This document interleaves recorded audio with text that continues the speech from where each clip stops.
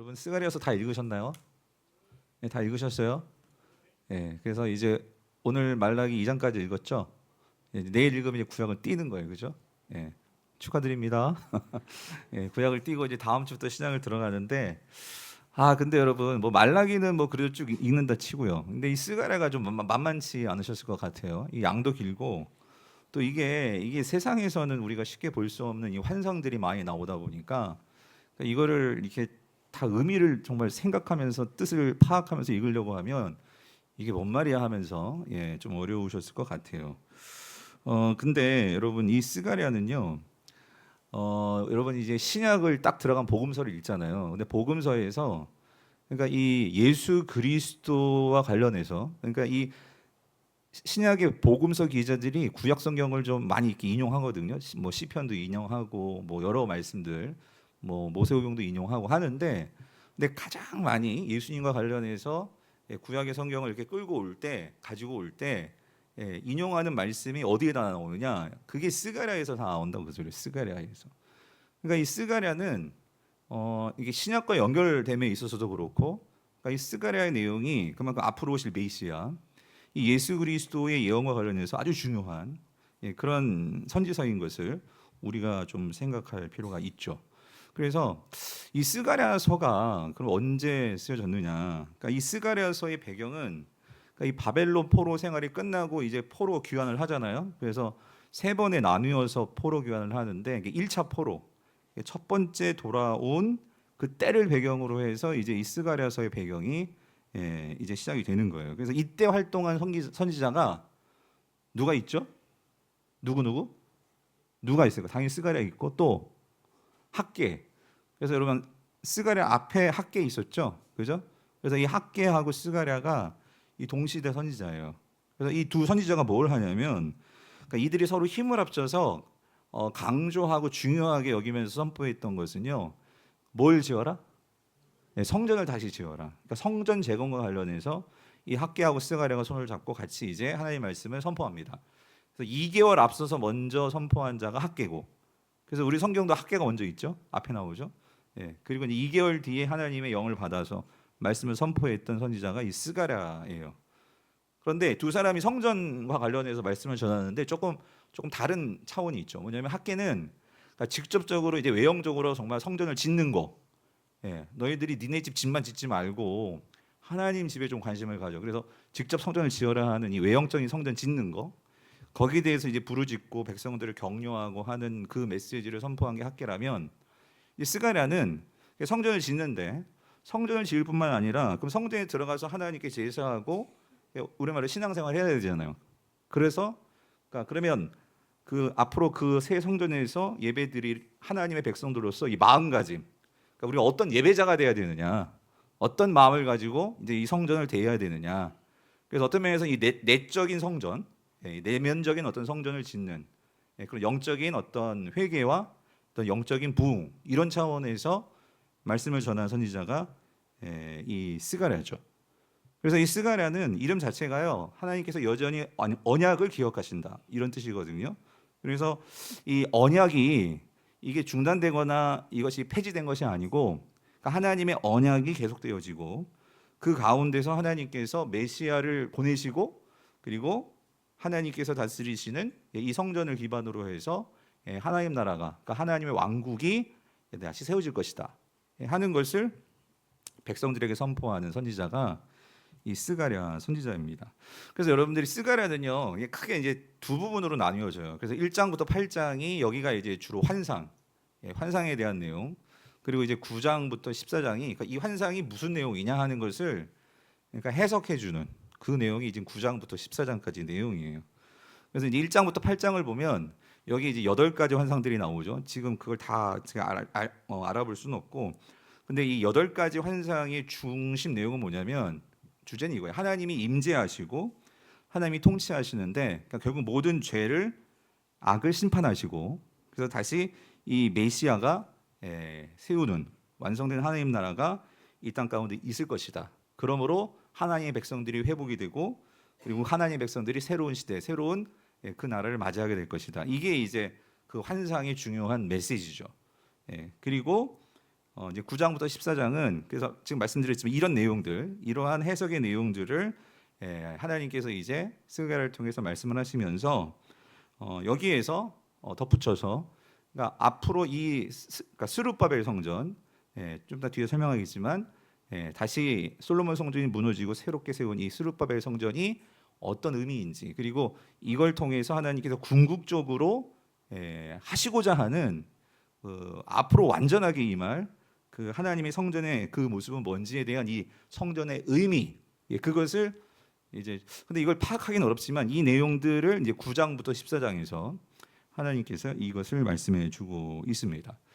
그래서 오늘은 이 전반부에서 이 후반부가 연결되는 내용인데 이 전반부에 있어서의 아주 중요한 그러니까 이 성전 재건의 그 내용이 도대체 뭘 의미하는 건지에 대한 그 내용을 담고 있는 특별히 이 6장에 나와 있는 그 내용을 가지고 좀 우리가 좀 생각해 보고자 합니다. 자, 그래서 오늘 본문은요. 그러니까 시작은 이렇게 돼요. 포로로 이제 귀환한 이 이스라엘 백성들 중에 일부가 그러니까 예루살렘을 방문해서 그러니까 이 성전을 짓기 위한 어떤 헌금을 해요. 헌금을 하는데 스가랴가 이제 그것을 가지고 뭘 만드냐면 이 면류관을 만들어요. 왕관을 만듭니다. 이제 그 내용이 나오는데 자 6장 10절 11절 다시 한번 읽어볼게요. 같이 읽어보겠습니다. 시작. 사로잡힌 자 가운데 바벨론에서부터 돌아온 헬데와 도비아와 여다야가 스바냐의 아들 요시야 집에 들어갔나니 너는 이 날에 그 집에 들어가서 그들에게서 받되 은과 금을 받아 면류관을 만들어 여호사닥의 아들 대제사장 여호수아의 머리에 씌우고 해요. 그러니까 스가랴 보고 그러니까 이 예루살렘에 온 이 사람들 귀환한 이 사람들에게 가서 은금 받아가지고 면류관을 만들어서 누구에게 씌우라? 그러니까 그 당시 이제 대제사장 이 아직 성전이 지어지지 않았지만 대제사장이 될 이 여호수아에게 이걸 씌워라 이 명령이에요. 자, 근데 이게 무슨 의미냐 하냐는 거죠. 근데 여러분 이거 면류관을 만든다는 것은요. 근데 여러분 면류관은요 사실 누가 써야 되는 거냐면 제사장이 쓰는 게 아니에요. 대제사장이 쓰는 게 아니에요. 면류관은 누가 쓰는 걸까요? 이 면류관은 왕이 쓰는 거예요. 이거 왕관이에요, 왕관. 왕관을 만든 건데 그 왕관을 지금 대제사장이 씌우라 그 소리예요. 근데 왕관은 그러니까 이거 왕권이거든요. 왕만 쓸 수 있는 게 면류관이잖아요. 근데 이 왕권인데 근데 이상한 것은 그러면 이 면류관을 지금 이 당시 이 포로 귀환한 사람들을 정치적으로 다스리는 일을 하는 사람은 스룹바벨이었어요. 정치적인 리더는. 그러면은 이 왕관을 스룹바벨에게 씌운다면 조금 뭔가 또 이해가 될 텐데. 근데 그게 아니라 지금 이 대제사장인 누구? 여호수아에게 이 왕관을 씌운단 말이에요. 뭔가 좀 이상하단 말이에요. 뭔가 매치가 안 된단 말이에요. 근데 이게 무슨 의미냐? 중요한 의미가 있죠. 중요한 것은 사실 이거는 예표예요. 예표. 뭐냐면 앞으로 오실 메시아가 어떤 존재냐? 근데 그는 왕권을 가질 뿐만 아니라 또 대제사장인 바로 그분이 앞으로 오실 메시아다. 이거를 예언하는, 이거를 예표하는 게 오늘 지금 스가랴에게 이 은금을 가지고 면류관을 만들어라. 그리고 대제사장 여호수아에게 그 왕관을 씌워라. 이 의미라는 거죠. 근데 이게 왜 그러하냐? 이제 이거는 이제 뒤에 나오는 우리 연이어 나오는 이제 12절과 13절을 연이어서 생각해 보면 이게 앞으로 오실 메시아에 대한 예표구나. 그러니까 이 여호수아는 대제사장 여호수아는 그가 대제사장이면서 면류관을 쓰는 것은 앞으로 오실 메시아. 우리는 알죠. 그게 누구예요? 예수 그리스도. 예수 그리스도가 어떤 분이신지에 대한 부분을 예언해 주시는 대목인 거죠. 그래서 여러분이 이 부분은 우리가 충분히 신약에 가면은 이런 내용들이 나오죠. 보게 되죠. 예수님은 히브리서 같은 경우에는 대제사장이시죠. 그리고 복음서에서는 그분은 왕으로 오시죠. 이런 부분들을 그래서 예수님은 사실 복음서에서 뭘 쓰세요? 은금으로 만든 면류관이 아니라 가시 면류관을 쓰시죠. 이런 내용들이 아까도 말씀드렸던 신약의 복음서에 이제 많이 이런 내용들이 연결이 되는 그런 대목이라는 거죠.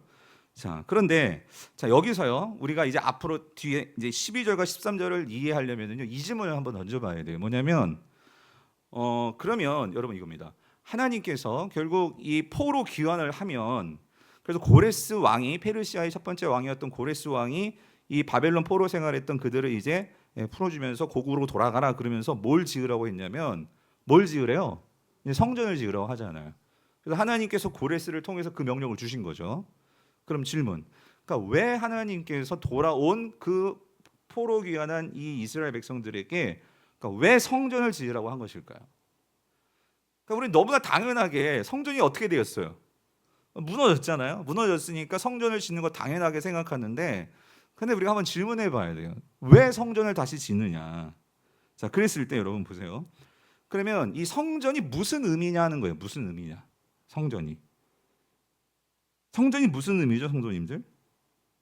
자, 그래서 여러분 이때 그러니까 지금 예루살렘에 이제 바벨론이 침공해가지고 이 남유다가 완전히 망하잖아요. 그러면서 이 마지막 586년에 결국 예루살렘 성전까지 무너뜨려 버려요. 근데 그 성전은 누구를 통해서 지은 거예요? 누가 지은 거예요? 솔로몬이죠. 그래서 그 성전은 우리가 솔로몬 성전이라고 하거든요.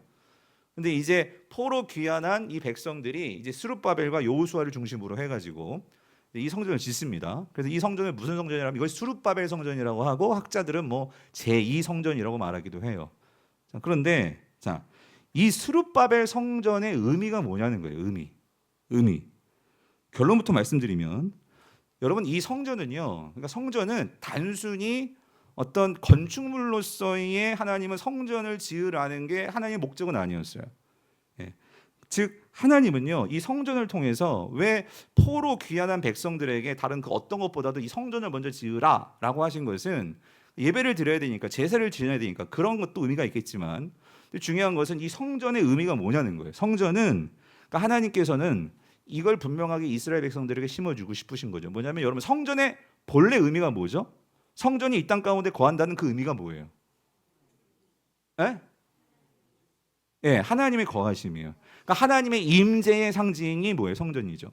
조금 더 풀면 나는 너희와 함께 한다는 거예요. 그죠? 그게 하나님이 세우시는 성전의 의미예요. 그러니까 제사를 지내고 어떤 그런 기능을 하기 위한 장소가 아니고요. 성전 그 자체는 내가 너희와 함께 한다. 이거를 분명히 보여주는 그것이 성전이라는 거예요. 성전.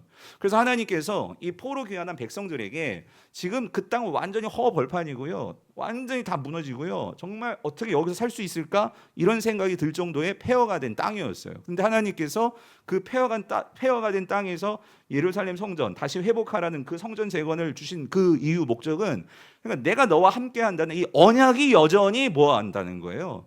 존재한다는 거죠. 언약이 지금 없어진 것도 아니고 폐허가 된 것도 아니고 언약은 분명히 존재한다, 그 소리예요. 그래서 성전은 분명히 내가 너희들과 함께하고 내가 너희들 가운데 있다는 것을 보여주는, 그것이 성전이 의미하는 가장 중요한 그 목적이라는 거죠. 그래서 하나님은요, 자, 학개를 보면, 자, 학개에 이런 말씀입니다. 같이 읽어볼게요. 시작. 그때에 여호와의 사자 학개가 여호와의 위임을 받아 백성에게 말하 이르되, 여호와가 말하노니 내가 너희와 어떻게 해요? 함께 하노라 하니라요.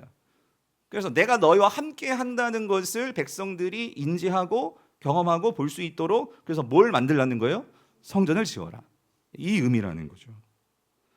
자, 근데 여러분, 여기서 우리가 한 가지 이제 좀 우리 강북의 성도들은 수준이 좀 높아져야 된다고 생각해요. 그래서 이 질문을 한번 해봐야 돼요. 그러면 과연 지금 이 스룹바벨 성전이 결국 지어지는데 과연 이 성전이 옛날같이 그런 솔로몬 성전과 그렇게 같은 성전으로 우리가 말할 수 있을까요? 이게 무슨 말이냐면, 과연 이 스룹바벨 성전이 정말 하나님의 성전으로서 제대로 기능할 수 있었을까요? 여러분, 저의 이 질문의 의미를 아시겠습니까? 자, 할 수 있었을까요? 없었을까요? 없었어요? 왜?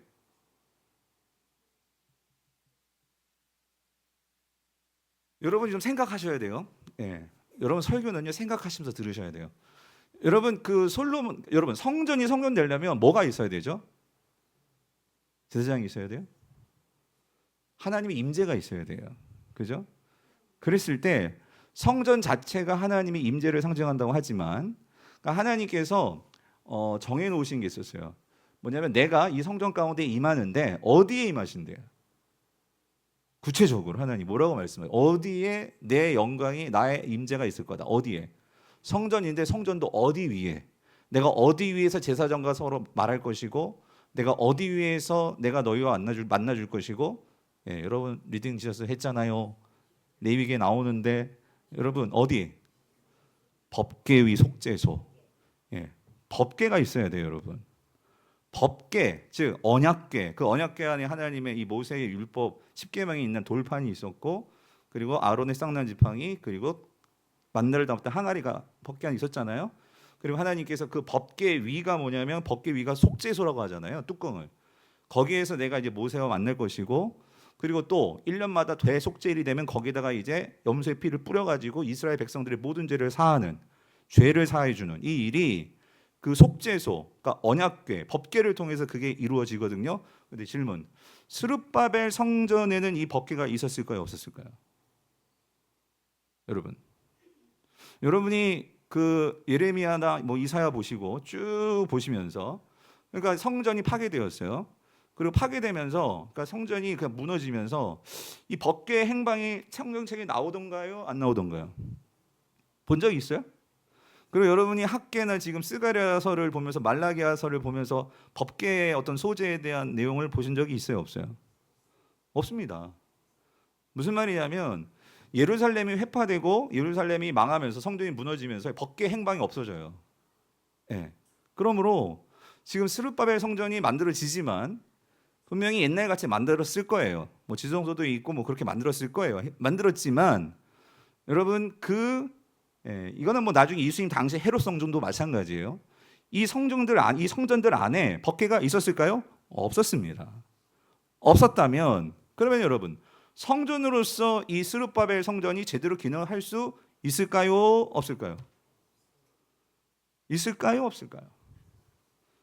자, 근데 여러분 우리가 한 가지 여러분 말라기도 봤잖아요. 말라기도 봤고 하나님께서 말라기는 2차 포로 귀환 그 백성들의 시대에 이제 말라기를 통해서 주신 말씀인데 거기 보면 그러니까 이 제사장도 그렇고 백성들이 하나님께 제사를 드리는데도 마음이 없이 막 그 제물도 뭐 어떤 거 드려요? 뭐 흠이 있고 다리 분지러지고 막 이런 것들 그런 것들 갖다 제사를 드리죠. 그럴 때 하나님께서 너희들이 도대체 뭐 하는 거냐? 날 못 믿냐? 하면서 하나님께서 하시는 말씀 나오잖아요. 그러면 11조 말씀도 나오고 그러니까 제사의 그 기능이 되어지고 있었어요. 그 말은 그러니까 이 성전으로서 하나님께 제사를 드리고 거기에 백성들이 나와서 하나님께 예배를 하고 하는 기능들이 되어지고 있었다, 없었다? 있었다는 거예요. 그러면서 하나님께서 그들이 법궤는 없지만 이 스룹바벨 성전에서 하나님께서 그들 가운데 오셔서 그들의 제사를 받으시고 그들과 함께 하시는 그런 성전으로서의 기능을 할 수 있게 해 주셨다 그 소리예요. 그런데 그럼에도 불구하고 그 성전은 어떤 의미에서는 완전하지는 않았다 그 소리예요. 뭐냐면 뭐가 없어요. 이 모든 백성들의 죄를 완전히 다 사해 줄 수 있는 그 모든 완전한 속죄를 이룰 수 있는 완전이라는 표현은 좀 그렇지만 구약에 가지고 생각한다면 어쨌든 1년에 한 번이지만 모든 백성들의 죄를 완전히 다 사해 주는 기능을 하는 그런 법궤는 없었다 그 소리예요. 이게 뭘 의미하냐는 거죠. 그래서 우리가 학개와 스가랴에서 나오는 게 뭐냐면 바로 이 말씀이에요. 자, 어떤 말씀? 우리 학개 2장 9절을 봤죠. 같이 읽어볼게요. 시작. 이 성전의 나중 영광이 이전 영광보다 크리라. 만군의 여호와 말이니라. 내가 이곳에 평강을 주리라. 만군의 여호와의 말이라. 여러분 이게 무슨 말이에요? 그러니까 여러분 스룹바벨 성전이 지어졌을 때 옛날 성전의 영광을 봤던 사람들은 눈물을 흘렸어요. 근데 옛날 성전을 보지 못한 사람들은 뭐 별로 감흥은 없었을 거예요. 뭐 성전이 지어졌으니까. 하지만 눈물 흘린 사람들은 왜 그러냐면 이게 드디어 성전이 다시 재건되었구나 그런 의미도 있겠지만 솔로몬 성전에 비하면 이 스룹바벨 성전은 어땠어요? 크기도 그렇고 작았어요. 그런 걸 보니까 초라한 거예요. 그런 의미도 있겠지만 더 중요한 의미가 있다 그 소리예요. 여기에서 하나님께서 이렇게 말씀하시는 거예요. 지금 이 성전은 스룹바벨 성전이죠. 이 성전이 그러니까 나중 영광이라는 것은 나중에 올 성전이 있다 그 소리예요. 그 영광보다 그 영광이 결국은 어떻게 하는 거예요? 더 크다는 거죠. 그렇죠? 그것이 더 크다. 그러니까 여러분 지금 이 성전이 성전으로서의 기능 역할을 하는데 이게 완전한 건 아니에요. 완전한 성전이 올 것을 믿고 바라보게 하는 게 지금 이 성전의 기능이고, 이 성전을 보면서 그래서 우리는 뭘 바라봐야 돼요? 앞으로 올 나중 영광, 그 완성될 성전을 우리가 소망하면서 지금 이 시기를 소망 가운데 우리는 인내하고 견디면서 살아갈 수 있는 거예요. 그런 면에서 오늘 이 스룹바벨 성전은요 아주 중요한 성전으로서의 상징적인 역할을 하는데, 그건 뭐냐면은요 이런 거예요. 법계는 없지만 그런 것이 있고 없고보다 더 중요한 건 뭐냐면, 이 성전으로서 스룹바벨 성전의 가장 중요한 기능은 앞으로 올 성전을 내다보게 만드는, 소망하게 만드는 그 기능이 이 스룹바벨 성전이 가지고 있는 가장 중요한 기능이라는 거예요. 분명히 이 스룹바벨 성전의 불완전한 어떤 면에서는 옛날과 비교한다면 지금 법궤가 없는데, 그 법궤, 완전한 법궤, 완전한 속죄를 이루어서 완전한 성전이 이루어질, 이 땅에 세워질 그 날이 분명히 올 것이다, 그 소리예요. 그거를 바라보게 만드는 게 지금 이 스룹바벨 성전이라는 거죠. 그래서 오늘 우리 스가랴서 6장 12절 13절을 보면 이 말씀이 나오는 거예요. 뭐라고 말씀하시냐면 12절 보세요. 말하여 이르기를 만군의 여호와께서 이같이 말씀하시되 보라 싹이라 이름하는 사람이 자기 곳에서 돋아나서 자, 뭘 건축한대요? 여호와의 전을 건축한다는 거예요. 그죠? 13절 그가 여호와의 전을 건축하고 영광도 얻고 그 자리에 앉아서 다스릴 것이요 또 제사장이 자기 자리에 있으리니 이 둘 사이에 평화의 의논이 있으리라 하셨다 하고 해요. 자, 이 말씀이 이게 오묘한 말씀인데, 여기서 보세요. 그러니까 지금 여호와의 전을 건축하리라 그랬는데 이 여호와의 전이 어떤 전이냐 그 소리예요. 이게 스룹바벨 성전이냐 앞으로 세워질 미래의 성전이냐 이 말이죠. 자, 그런데 보세요. 지금 이 스룹바벨 성전은 스룹바벨이 지어요. 그죠? 근데 여기서 뭐라고 말했냐면 누가 지을 거냐면, 자, 이 성전 이거는요 누가 짓는데요? 싹이라 하는 사람이 지을 거래요. 싹. 이 싹의 의미가 뭘까요? 이 싹은요 다른 성경을 보면 새순 이런 의미예요. 예. 새순, 싹. 근데 여러분 이 단어가 어디서 나오냐면요, 이게 이사야서에 나옵니다. 새로운 싹이 난다, 새로운 가지에서 순이 나온다. 이런 게 뭐냐, 메시아 예언의 그 표현이죠. 상징적인 용어죠. 그런데 자, 이 싹은 결국은 메시아입니다. 그죠? 근데 이 메시아인데 보세요. 여기서 13절을 보세요. 그가 여호와의 전을 건축한대요. 근데 영광도 얻고 그다음에 뭐예요? 그 자리에 앉아서, 그랬을 때 이 자리는요 왕자를 말해요. 왕이 앉는 자리. 그 자리에 앉아서 뭐 한다? 다스린다, 그 소리. 다스린다. 그런데 여기서 우리가 그 당시 만약에 이거를요 스룹바벨을 가지고 만약에 이 여호와의 전, 이 싹을 스룹바벨이라고 우리가 지금 이 시대, 그러니까 이 스가랴 시대를 가지고 생각한다면 이게 스룹바벨이냐라고 우리가 만약에 생각한다면 스룹바벨이 될 수가 없는 이유가 있어요. 그게 뭘까요? 스룹바벨은 왕관을 쓰고 왕이 된 적이 없어요. 무슨 말인지 되시죠? 그러니까 이 스룹바벨 이후로 이 유다에는요 왕이 쓴 적이 없어요. 그렇죠? 예. 그러므로 여기서는 스룹바벨이 될 수 없어요. 그런 상황 속에서 지금 뒤에서 뭐라고 하냐면 또 제사장이 자기 자리에 있으리니 이 둘 사이에 평화의 의논이 있으리라 했거든요. 그러니까 이 말을 보면 뭔가 다스리는 자와 이 제사장이 따로 있는 것 같지만, 그런데 뒤에 아주 애매모호하게 이런 표현이 있잖아요. 이 둘 사이에 평화에 뭐가 있다? 의논이 있다. 이게 무슨 의미냐는 거예요. 그랬을 때 스가랴는 이 부분에서 분명하게 뭘 우리에게 제시해 주냐면, 우리가 아까 학계도 그랬고 우리가 또 지금 이 보지만 결국 앞으로 오실, 그래서 앞에서 이 스가랴를 통해서 지금 면류관을 누구에게 씌워줬어요? 왕이 써야 될 면류관을 누구에게 씌워줬다? 여호수아에게 씌워줬다. 이것도 맞지 않는단 말이에요. 그리고 13절에서도 스가랴가 왕이 되느냐? 근데 왕이 되지 않았단 말이에요. 그러므로 결국 이 말씀은 우리는 너무나 쉽게 예수님이잖아 이렇게 결론 내릴 수 있지만, 이 스가랴 당시 이 말씀을 통해서 스룹바벨 성전을 지으면서 하나님은 그 백성들에게 뭘 바라보게 만드시냐면은 어떤 누구도 앞으로 되어질 그 미래를 알 수가 없어요. 그런데 하나님은 하나님 백성들에게 앞으로 이 성전을 통해서 하나님께서는요 약속을 주시는 거예요. 약속을. 무슨 약속을 주시는 거예요? 완전한 이 성전을 세우실, 우리를 완전히 구원하실, 우리를 회복시키실 누가 오신다는 소리예요? 메시아가 온다는 소리죠. 메시아가 온다. 그 메시아가 이 땅 가운데 뭘 세운다? 성전을 세운다 그 소리예요. 성전을. 그런데 여러분, 그 성전을 어떻게 세우셨습니까? 그 성전을 세우신 분이 누구십니까? 예수 그리스도시죠. 그래서 여러분 요한복음 2장 19절 21절에서 이렇게 말씀하시죠. 예수께서 대답하시오. 이르시되 뭐래요? 너희가 이 성전을 헐라 내가 사흘 동안에 일으키리라. 유대인이 이르되 이 성전을 46년 동안 지었거늘 네가 3일 동안에 일으키겠느냐 하더라. 이건 뭐냐면 그 수르바벨 성전이 너무 작으니까 헤롯이 이거를요 보수 공사를 했어. 확장 공사를 했어. 그 확장 공사만 하는데도 몇 년이 걸렸어? 46년이 걸렸어요. 46년. 그 46년에서 이렇게 세웠는데, 이렇게 크고 멋지게 세웠는데 네가 어떻게 3일 동안 이걸 다시 짓겠다는 말이냐? 근데 예수님께서 뭐라고 말씀하세요? 21절. 그러나 예수는 뭐래요? 성전된 자기 육체를 가리켜 뭐예요? 말씀하신 것이라.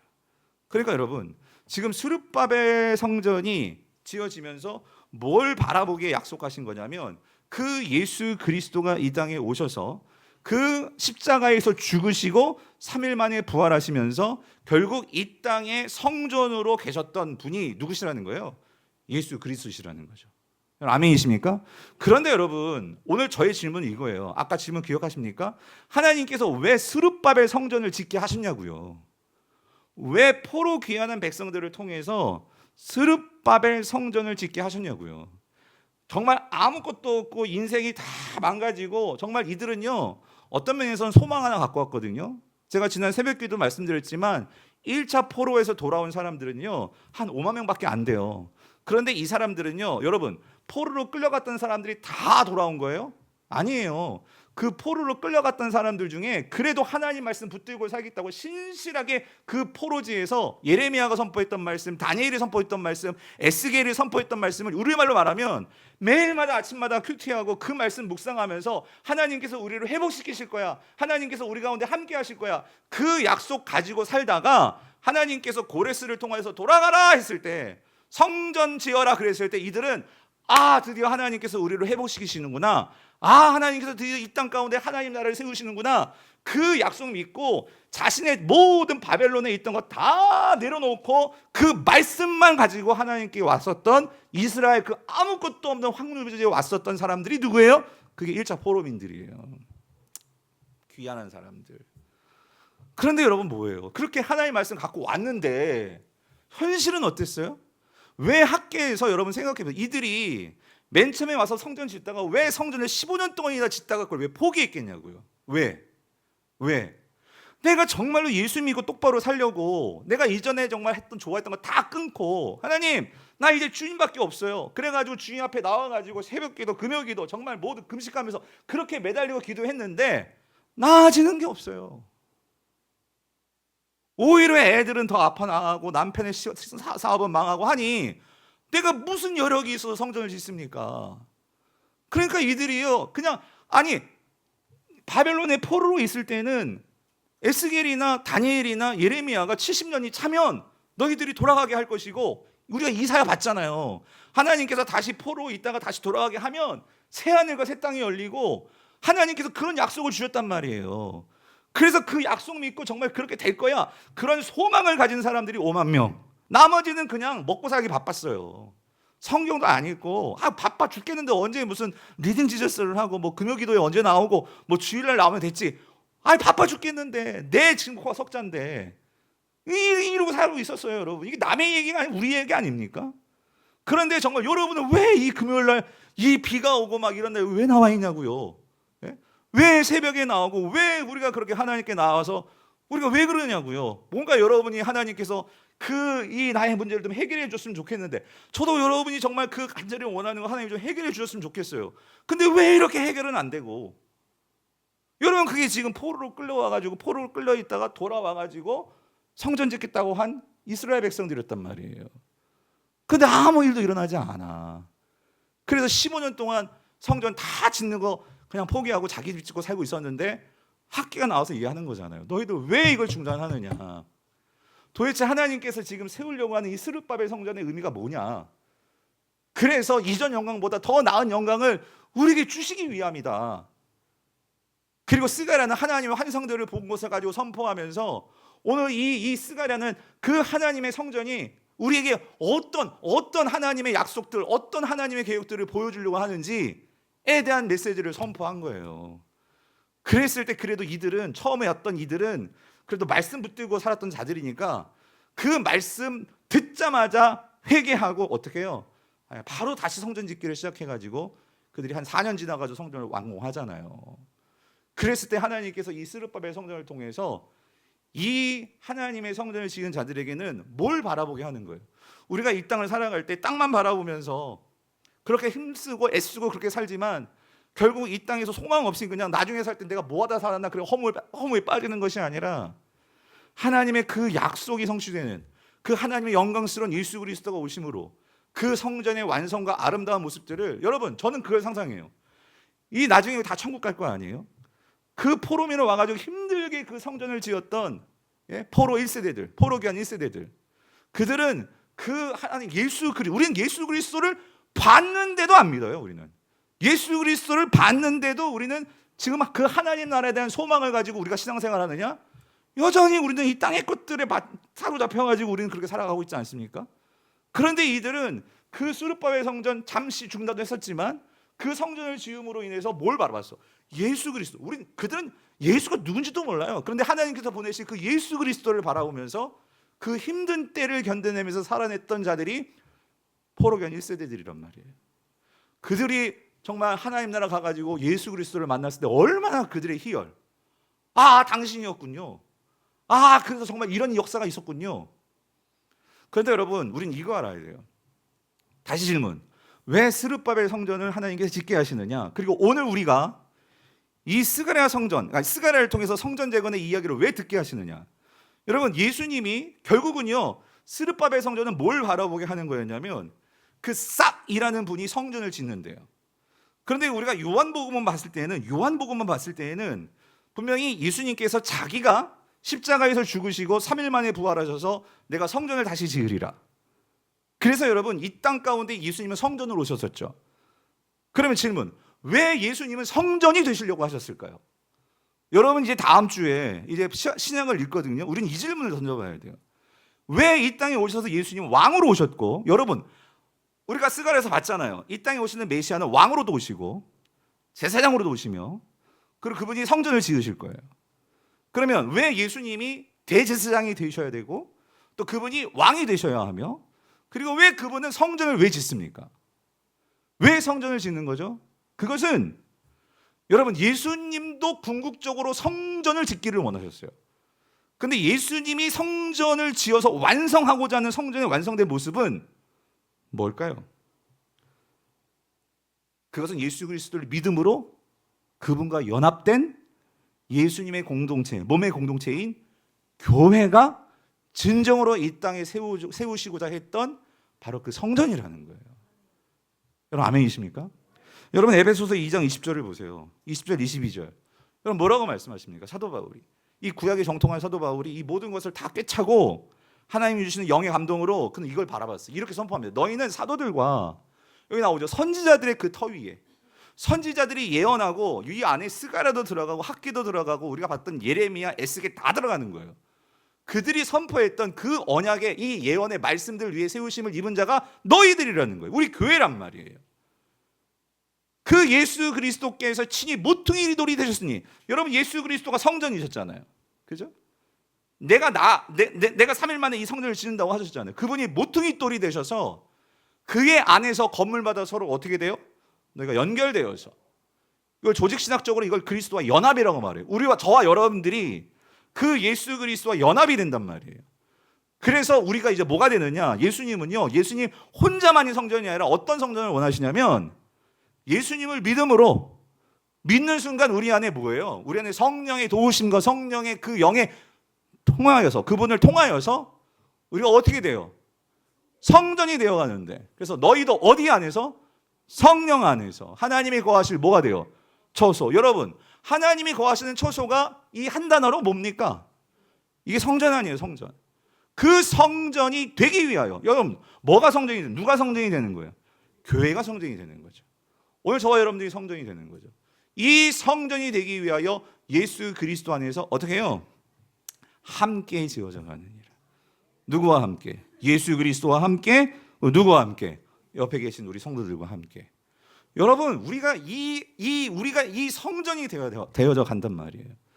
나는요, 우리가 이 함께. 그래서 여러분, 예수님이 정말 세우시고자 하는, 결국 예수님이 세우시고자 하는, 다시 말하면 하나님이 이 땅 가운데 세우시고자 하는 성전은요, 결국 스룹바벨 성전이 우리를 향하여 바라보게 만들고, 그 스룹바벨 성전, 하나님이 함께 하신다는 것이 이 세상 가운데 드러나야 되는데, 그 하나님이 함께 하신다는, 드러난다는 것이 뭐로 드러나느냐? 결국 예수님이 뭘 위해서 결국 십자가에서 죽으시고 뭘 위해서 부활하셨고 성전을 세우신 거냐? 오늘 저와 여러분들을 예수님 안에서 성전 세우기 위해서다, 그 소리입니다. 그러므로 여러분, 성전의 완성은요, 성전의 완성은 오늘 예수 그리스도를 믿음으로 그들과 연합된 이 교회가 성전의 완성된 모습이라는 거예요.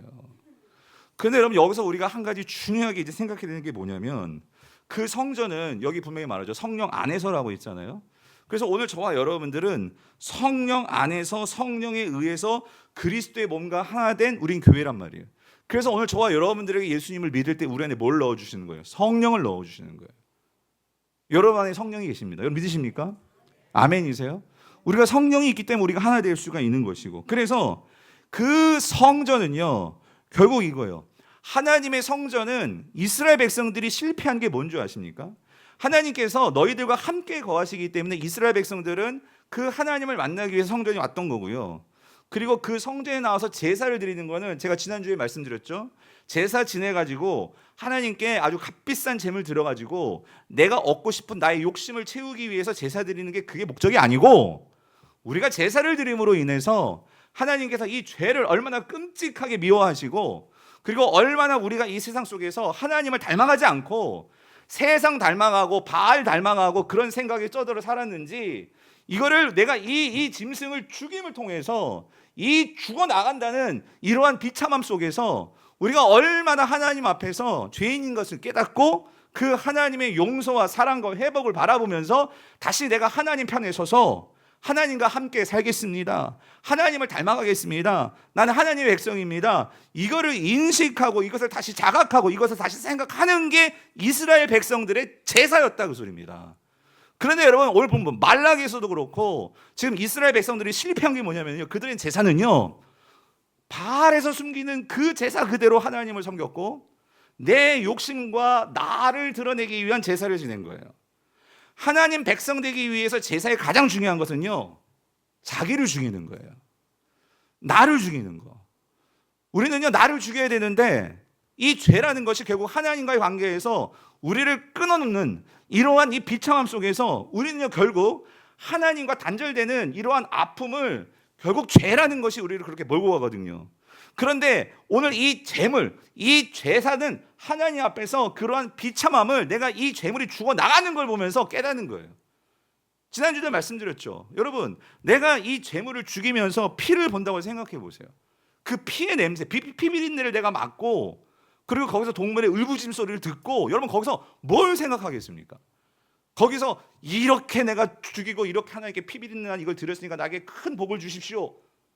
이거는 완전히 세상 바알에 완전히 쩌들은 사람들이 그렇게 생각하는 제사겠죠. 그러나 내가 진짜 하나님을 사랑하는 사람이라면 거기서 하나님께서 내가 이렇게 이 재물처럼 죽어야 되는데 하나님께서 나에게 다시금 그 하나님 백성이 될 수 있도록 이 기회를 열어주심을 정말 감사하면서 내가 그걸 바라보면서, 여러분 그게 제사라고 말씀을 드렸잖아요.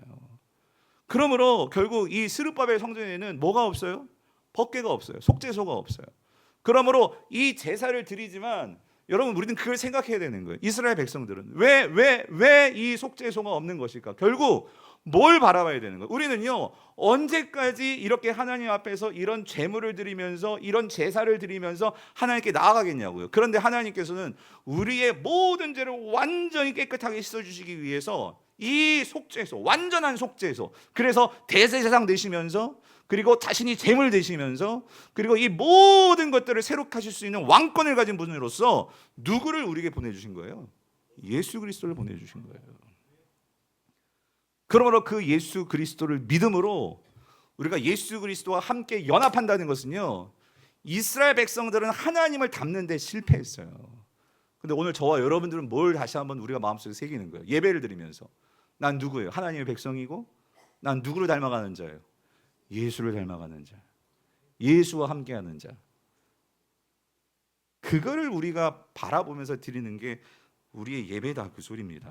그러므로 교회는요, 예수를 닮아가는 공동체의 모임인 거예요. 예수 그리스도를 닮아가는 공동체의 모임. 그래서 여러분, 스가랴 7장을 보면은요, 6장 넘어가서 7장을 보면은요, 여기서 어떤 일이 있냐면은요, 이 7장에서 이제 성전이 2년 지나면 다 지어져요. 그런 상황 속에서 이 그 유다 백성들이 이제 찾아오는 거예요. 찾아와서 무슨 문제로 찾아오면은요, 7장 1절을 보면 이들이 그 옛날 포로 생활하면서요, 이 성전이 이제 자기들이 하나님 율법 어기고 그래가지고 성전이 다 완전히 무너졌잖아요. 그래가지고 그거를 기념하기 위해서 우리가 성전이 정말 하나님 율법대로 살지 않고 했기 때문에 이렇게 무너졌어. 그래서 우리가 이걸 잊으면 안 돼. 그래가지고 성전 무너진 날을 기념으로 해가지고 우리는 광복절이 있지만 우리에게는 이들은 성전 무너진 날을 기념하면서 뭐냐면 금식을 했어요. 예. 딱 국가 기념일 같이 이렇게 정해놓고 자기 민족적으로. 그런데 이제 성전이 지어지잖아요. 다시 지어지잖아요. 그러니까 이들이 이런 질문이 있는 거예요. 성전이 다시 지어지니까 금식을 안 해도 되는 거 아닌가? 이 성전이 다시 지어졌으니까. 그래서 그 질문을 합니다. 7장 3절에서 같이 읽어볼게요. 시작. 만군의 여호와의 전에 있는 제사장들과 선지자들에게 물어 이르되 내가 여러 해 동안 행한 대로 5월 중에 울며 근신하리까? 이게 무슨 말이냐면, 그러니까 5월 중에 이들은 항상 성전이 무너졌던 날을 기념하면서 금식을 했거든요. 근데 성전이 다 지어지는 것을 보니까 이제 우리가 그거 할 필요가 있을까요? 이렇게 질문한 거예요. 자, 그랬을 때 스가랴가 이렇게 대답을 합니다. 여러분 7장 5절이에요. 같이 읽어볼게요. 시작. 온 땅의 백성과 제사장들에게 이르라. 너희가 70년 동안 다섯째 달과 일곱째 달에 금식하고 애통하였거니와 그 금식이 나를 위하여 한 것이냐라고 하나님께서 스가랴의 입을 빌려서 말씀하시는 거예요. 뭐라고 말씀하세요? 너희들이 그렇게 금식한 게 뭐래요? 정말 나를 위하여 한 거예요. 두 번씩이나 지금 묻죠. 나를 강조하면서. 이게 무슨 말이에요? 그게 정말 하나님을 위해서 한 것이라는 소리예요? 아니라는 소리예요? 아니라는 소리죠. 너희들이 종교적인 그런 의식을 하고 너희들이 많은 걸 했는데 그게 과연 정말 나를 생각해서 나의 마음을 알아서 너희들이 한 것이냐? 하나님 묻는 거예요. 내가 목사하고 설교하는 게 과연 하나님을 위해서 하는 것이냐? 여러분들이 주일에 봉사하고 하나님께 나와서 예배하고 찬양하고 뭐 하는 것들이 정말 나를 위하여 하는 것이냐, 아니면 너희를 위하여 한 것이냐? 하나님께서는 그걸 우리에게 물으시는 거예요. 예. 여러분, 이스라엘 백성들이 하나님 앞에 얼마나 제사 드렸잖아요. 형식적인 제사도 드리고, 아무튼 어쨌든 그 율법이 말하는 거는 지키려고 했잖아요. 뭐 모양 흉내라도 냈잖아요. 근데 중요한 건 여러분, 하나님은 말씀하시는 거예요. 너희들의 어떤 그러한 제사와 형식, 그것보다도 하나님은 정말 보는 게 있는데 뭘 보신다는 거예요? 너희 마음을 본다. 마음을 본다. 너희들의 그 중심을 본다. 그러니까 너희들의 진심을 나는 본다. 그러면서 여러분 이겁니다. 정말 너희들이 나를 위한다면, 그 말은 뭐냐면, 하나님은요 뭘 보고 싶으냐? 오늘 저와 여러분들 마찬가지로 그 하나님을 닮은 모습을 하나님은 보고 싶어요.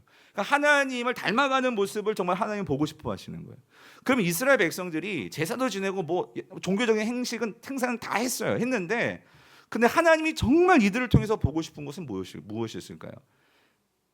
그러니까 하나님을 닮은 그 모습을 하나님은 보고 싶은 거예요. 이스라엘 백성들을 통해서. 그랬을 때 오늘 본문에서요, 스가랴 7장 8절부터 12절을 보면 하나님이 정말 원하시는 게 뭔지를 여기서 말씀하십니다. 우리 같이 한번 볼게요. 이거 중요한 말씀입니다. 8절입니다. 여호와의 말씀이 스가랴에게 임하여 이르시되 만군의 여호와가 이같이 말하여 이르시기를 뭐래요? 너희는 진실한 재판을 행하며 서로 인애와 긍휼을 베풀며 과부와 고아와 나그네와 궁핍한 자를 압제하지 말며 서로 해하려고 마음에 도모하지 말라 하였으나 뭐래요? 그들이 듣기를 싫어하여 등을 돌리며 듣지 아니하려고 귀를 막으며 그 마음을 금강석 같게 하여 율법과 만군의 여호와가 그의 영으로 옛 선지자들을 통하여 전한 말을 뭐 했대요? 듣지 아니함으로 큰 진노가 만군의 여호와로부터 나도다라고 말씀하시는 거예요. 성도님들, 이스라엘 백성들이 하나님께서요 결국 이스라엘을 바벨론에 망하게 하고 하나님께서 그들을 징벌하시고 그들을 다 포로로 끌려가게 하시고 하는 그 이유가 뭡니까? 이스라엘에서 뭐가 나타나는 거예요? 하나님의 모습이 안 보이는 거예요. 그들이 예배도 드리고 신앙생활도 한다고 하고, 그러니까 우리는 겉으로 보기에 그런 모습을 보고 이 사람이 하나님을 믿는 사람인지 아닌지를 우리는 그렇게 보잖아요. 그죠? 그런데 하나님은 그런 것도 형식도 중요하겠지만 정말 하나님께서 이스라엘 백성들에게 그들에게 성전을 짓게 하시고 성전에서 제사를 지내게 하시고 그들을 함께 이스라엘 백성들과 함께 하셨던 것은 그들이 하나님의 마음을 알고 하나님이 어떤 분인지 알아서 그들의 삶 속에서 정말 그들이 애굽에서 종되었을 때에 그들을 구원하신 그 하나님의 사랑을 알아서, 호세아에서 봤잖아요. 정말 그 노예시장에 팔려 나와가지고 아무도 사지 않는데 그 은 15개 보리 한 번 반으로 정말 엄청난 그 금액으로 나를 사주신 그 하나님의 은혜, 그 하나님의 헤세드, 그거를 알아가지고 나도 어떻게 해요?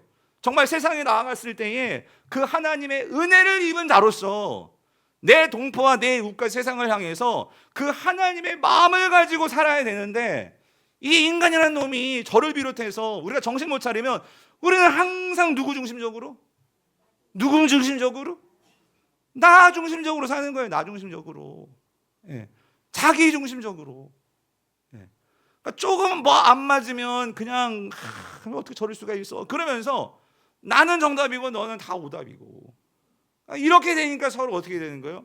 한 이스라엘 백성들 안에서 뭐가 안 돼? 뭐가 안 돼? 서로 어떻게 해요? 진실한 재판이 아니라 서로 마음 맞는 사람들은 봐주고, 돈 주면 봐주고, 돈 없으면 그냥 즉각 다 구속이고, 서로 인애와 긍휼을 베풀어야 되는데 인애와 긍휼이 어디 있어요? 마음에 안 들고 돈 안 갚으면 같은 동족끼리는 율법에 분명히 노예 삼지 말라고 했는데 다 노예 삼고, 여러분 과부와 고와 나그네 군비가 환자를 돌아보라고 했는데 돌아보기는커녕 더 그들을 어떻게 해요? 학대하고.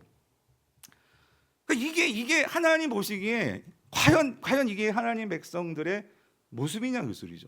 그래서 여러분 지난주에 봤잖아요. 이게 똑같은 소선지서의 말씀이라니까요. 제가 말씀드렸죠. 미가서 6장 7절 8절이 모든 소선지를 관통하는 하나님의 주제 말씀입니다. 뭐라고 말씀하셨어요? 미가서 6장 7절 8절 뭐라고요?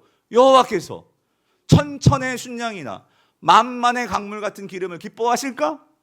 내 허물을 위하여 내 맏아들을 내 영혼의 죄로 말미암아 내 몸에 열매를 드릴까?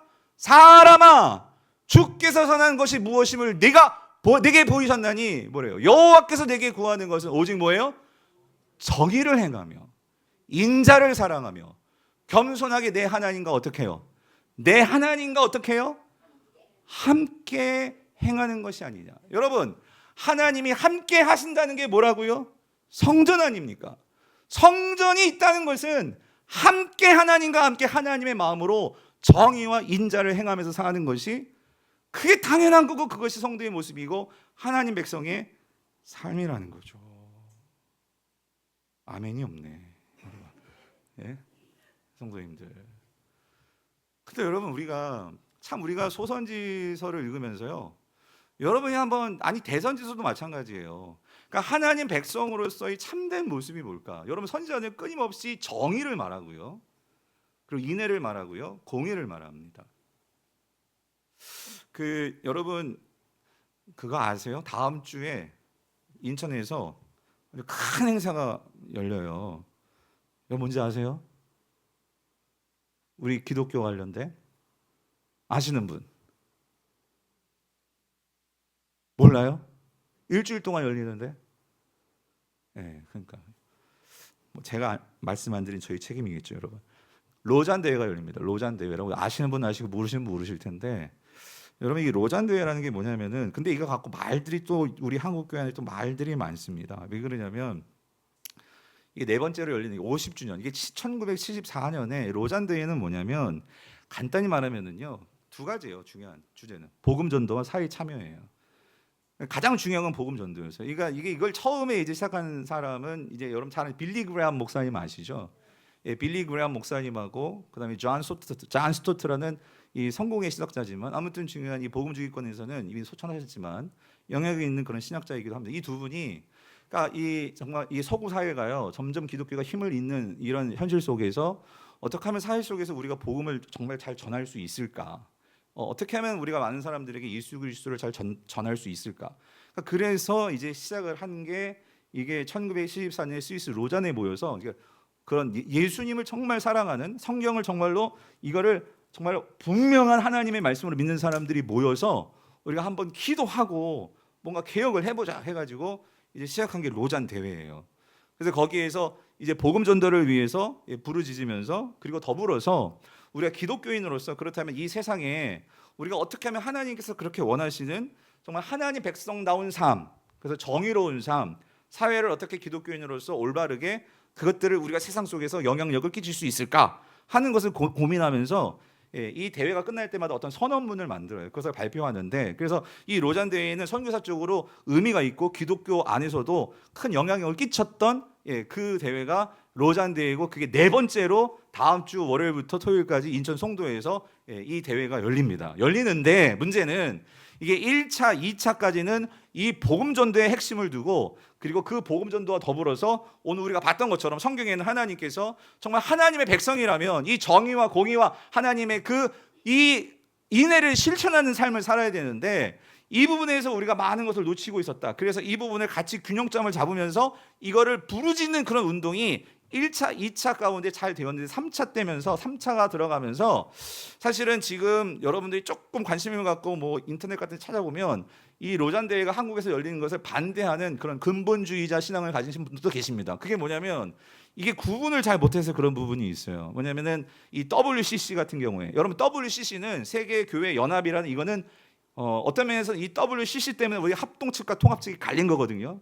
우리는 합동 측이에요. 합동 측은 WCC를 반대하는 쪽이에요. 저도 그쪽에서 반대합니다. 왜 그러냐면 WCC는 어떤 면에서는 이 WCC는 모든 교회가 하나 되기 위해서 이 종교다원주의까지도 포함하면서 여러 가지 신학적으로 그런 문제들이 있었어요.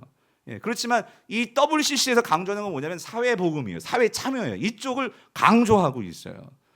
그렇기 때문에 그런데 이게 이제 3차 로잔 대회가 3차가 들어오면서 이런 WCC에 있는 교회들도 이런 운동이 너무 좋거든요. 그래서 들어오면서 그들도 이러한 그 그리스도 중심의 어떤 복음을 증거하는 이 일을 위해서 우리가 함께 하겠습니다 해서 그런 분들도 들어오고 하는 그런 모습들이 있었어요. 그러다 보니까 이제 우리나라에서 4차로 열리는 거예요. 그런데 이 로잔 대회를 정말 중요하게 여기고 이 로잔 대회를 지지하는 사람들의 가장 중요한 중심에 뭐가 있냐면 복음이에요. 어떻게 하면 이 복음을 증거할 수 있느냐? 예수님 믿지 않는 사람들에게. 그런데 그러면서도 우리가 한번 생각해 봐야 되는 게 뭐냐면 여러분 복음이 뭐냐면 구원이 뭐예요? 예수 그리스도께서 십자가에 달려 죽으심으로 우리의 모든 죄를 사하시고 우리가 그 예수 그리스도를 믿을 때 우리는 구원을 받고 그리고 그 예수 그리스도만 구원의 문이 열리고 우리가 그분을 통해서 그 사랑을 받은 자들로서 우리는 이 소선지서와 같이 우리는 그 예수 그리스도의 성품을 가지고 세상으로 나아가서 주님 말씀하셨잖아요. 빛과 소금의 역할을 해야 돼요. 빛과 소금의 역할로서 우리는 사회의 정의와 세상에서의 어떤 영향력들을 우리가 행사해야 돼요. 그런데 우리가 어떤 면에서 우리 합동측, 우리 어쩌면 이 장로교회 우리 같은 노선을 갖고 있는 교회들이 그동안 이 사회 참여의 어떤 잘못된 신학들이 우리의 복음을 훼손시키는 면이 있다 보니까 이런 소선지서를 읽으면서 소선지서의 어떤 사회의 정의와 세상에 대한 부르짖음 이런 것들이 나올 때 우리는 조금 그 목소리를 톤다운했어요.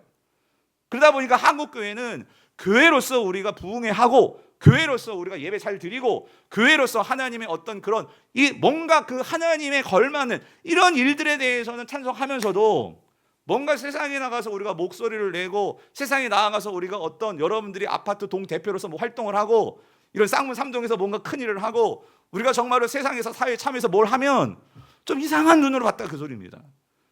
그런데 여러분 우리가 정말로 바르게 신앙의 균형을 잡는다면 오늘 우리가 이런 소선지서를 읽으면서 과연 우리는 어떤 신앙의 모습을 가져야 되겠냐고요. 그래서 일부에서는 로잔대회를 비판을 합니다. 그렇게 비판한 사람들은 분명히 복음에 대한 순수성을 지키려는 그런 노력이 있다고 저는 믿습니다. 저는 어느 쪽이냐? 이쪽도 저쪽도 그걸 떠나서요. 성경이 말하는 대로 여러분 오늘 이 미가와 이 소서지서들이 말씀하시는 그 메시지를 받아서 신약의 전야들, 주님의 사도들은 뭐라고 우리에게 말을 합니까? 베드로전서 2장 9절 이렇게 말씀하시죠. 그러나 너희는 택하신 족속이요 뭐래요? 왕 같은 제사장. 이제 여러분은 똑똑히 아셔야 돼요. 여러분 어떻게 왕 같은 제사장들이 나올 수 있습니까? 여러분 제사장은 왕이 될 수 없고 왕은 제사장이 될 수 없어요. 맞죠? 구약에선 사울이 제사드리다가 그는 하나님의 미움을 받게 된 거예요. 그런데 어떻게 왕 같은 제사장에는 이런 이해가 나오냐고요. 누구 때문에? 누구 때문에? 예수 그리스도 때문에. 스가랴에서 그 면류관을 누구에게 씌워줬어요? 대제사장 여호수아에게 씌워졌잖아요. 오늘 우리는 그 예수 그리스도와 연합된 자들이란 말이에요. 그렇기 때문에 우리는 왕같이 이 세상을 다스려야 되고요. 그리고 세상 속에서는 내가 예수 믿는 걸 드러내는 제사장들이 되어야 되고요. 그리고 세상이 잘못된 곳이 있을 때는 반드시 그것이 잘못됐다. 동성애는 잘못됐고 차별법은 금지해야 되는 것이고 분명히 우리가 세상에서 외쳐야 될 건 외쳐야 되는 것이고 우리는 세상에서 너무 그동안 교회가요 우리 교회 내에만 이렇게 있었던 거예요. 그런데 성경은 뭐라고 말해요? 너는 그의 소유가 된 백성이니 이는 너희를 어두운 데서 불러내어 기이한 빛에 들어가 계시니 아름다운 덕을 어떻게 하래요? 어디서 선포하라는 거예요? 교회 안에서만 성도들에게 목사가 선포하는 거예요? 여러분들이 세상에 나서 선포해야죠. 우리가 할 수 있는 한에서 우리가 할 수 있는 방법으로 그것이 반찬 봉사가 됐든지 그것이 뭐 나눔 상자가 됐든지 그것이 뭐 식구 이건 너무나 가장 단편적인 거고요. 여러분이 때로는 저 국회에서 잘못된 말을 하면 우리도 때로는요 뛰들고 나가가지고 이게 하나님의 말씀에 어긋나는 거라면 우리는 정말 거기 소리를 내야 되고요. 투표 제대로 해야 되는 거고요. 여러분 그게 아름다운 덕을 선포하게 하십니다. 그래서 우리는요 정말 신문도 봐야 되는 것이고 성경도 봐야 되는 것이고 여러분 세상을 보면서 성도들이 가만히 있으면 여러분 세상은요 점점 더 악해질 뿐이에요. 그런데 오늘 우리 여러분 한 분 한 사람이 이런 하나님의 말씀을 듣고 우리가 할 수 있는 거 뭐가 있습니까? 그래서 여러분 이 기도의 자리에서 정말 하나님의 정말 그 마음이 우리를 통해서 그래서 나 혼자는 힘드니까 우리 공동체가 같이 하는 거 아니겠어요? 그래서 순무임이 전도회가 남전도회가 청년부가 우리 공동체가 같이 작지만 우리가 함께 영향력을 행사할 수 있는 그런 게 뭐가 있을까? 그런 것들을 함께 고민하면서 같이 우리가 실천하고 같이 하나님의 영광을 드러내고 그래서 그 주님의 복음이 우리의 복음이 아니라 세상으로 흘러가는. 그래서 여러분 보세요. 시간이 다 돼서 멈추겠는데 여러분이 소선지에서 대선이 다 봤잖아요. 여러분 에스겔서에서도 보세요. 성전 문지방에서 물이 나와서 어떻게 해요? 흘러가잖아요. 그래서 모든 것을 살리죠. 도대체 그걸 어떻게 읽으십니까? 그게 무슨 의미예요? 오늘 여러분 스가랴 뒷장에서도 보면은요 어떤 역사가 일어나죠? 물이 흘러나와요. 물이 생수가 나와요. 예루살렘에서 생수가 나와가지고 그리고 예루살렘이요 아까 우리 은성 강사도 그 얘기 하죠. 새벽에 나오셨으니까 여러분 모든 곳이 다 평지가 되고 예루살렘이 제일 높게 솟아버려요. 그래서 제가 롯데타워 새벽에 얘기했잖아요. 롯데타워 같이 어디를 가도 우리 한국 땅 서울에서 롯데타워 보이잖아요.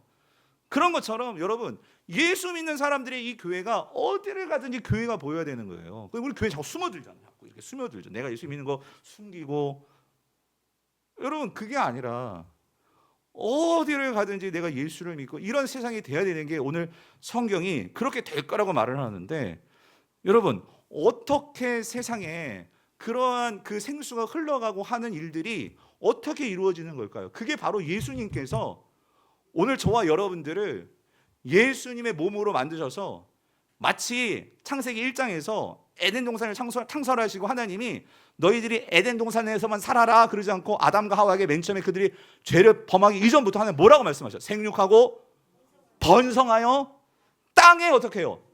충만하라 말씀하셨잖아요. 그게 뭐예요? 예루살렘 성전 문지방에서 흘러나온 물이 흘러가지고 발목을 채우고 무릎을 채우고 허리를 채우고 완전히 건널 수 없는 강이 돼가지고 흐르는 곳곳마다 어떻게 돼요? 모든 것이 살아나고 어부가 들어서게 되고 그 사해 바다에 그 환상이 결국 예수 그리스도 통해서 이 땅에 교회가 세워지고 그 교회인 여러분들을 통해서 여러분들이 어떻게 들어가요? 직장으로 들어가고 학교로 들어가고 시장으로 들어가고 곳곳으로 들어가가지고 여러분들을 통해서 그 생수가 흘러 들어가는 역사, 여러분 그게 하나님께서 꿈꾸신 오늘 스룹바벨을 새롭게 스룹바벨 성전을 세우게 하신 그 비전이 여기까지 연결되는 하나님의 꿈이었다 그 소리입니다. 그 꿈속에 저와 여러분들이 있는 거예요.